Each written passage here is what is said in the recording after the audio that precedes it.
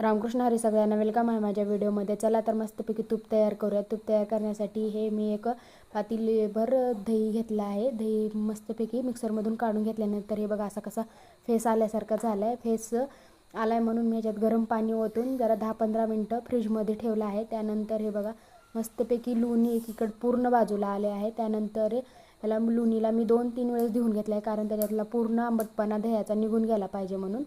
हे बघा हे दही पुन्हा नंतर लोणीला मस्तपैकी आपण गॅसवर ठेवून ह्याला मस्तपैकी असं मिक्स करायचं आहे. हे बघा हे पूर्ण ह्याचा फेस जळेपर्यंत ह्याला हे करायचं आहे, तापवायचं आहे. त्यानंतर हे बघा पूर्ण फेस जळून झाल्यानंतर तुपाचा कलर बघा कसा आला आहे. हे थंड झाल्यानंतर हे बघा तरी पण थंड झाल्यानंतर आपण भांड्यात ह्याला मस्तपैकी काढून ठेवून स्टोर करू शकतो.